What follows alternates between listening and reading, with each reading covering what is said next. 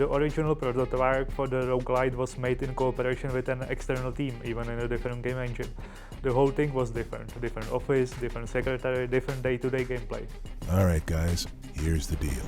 The missions were developed separately from the single-player campaign, so a lot of work was needed in order to make them fit well together. The mode went through many different names over the time: campaign, single-player, Berkes battle, until we eventually settled on a roguelite, which best represents what the mode is about. Randomization was always key feature for us in mission, strategic decisions, and progression of the story, and a roguelite loop provided the best structure to support it. In the release version of the game, players would have to go through the same initial steps for each run, and it took a while until players got into the meat of the game.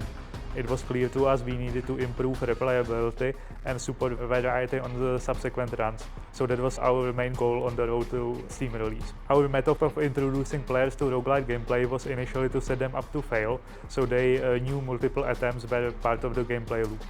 However, this happened too early, before players even got the chance to understand what the single-player gameplay was about. We had to come up with a different strategy, one that supported expanding the narrative as well. The new strategy was to set players up for success and teach them what they needed to know in order to win. Community feedback was always essential for us. They influenced many reworks heavily. For example, the black market rework was taken directly from community suggestions, and many other small changes every update. But it wasn't just improvements to the flow of the narrative and systemic gameplay that we were working on. At the same time, we were preparing two large DLCs. This time, however, they were made completely in-house by our studio, so we had complete control over the impact of the narrative and the game as a whole.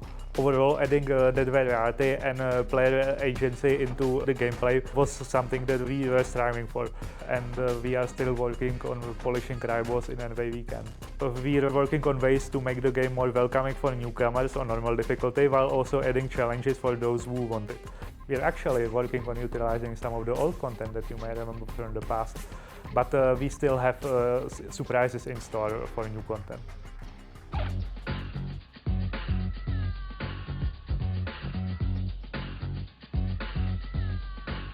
Yo, Carlos!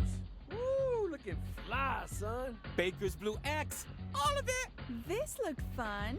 Stay off the candy, bitch. Hey, be nice to the talent, man.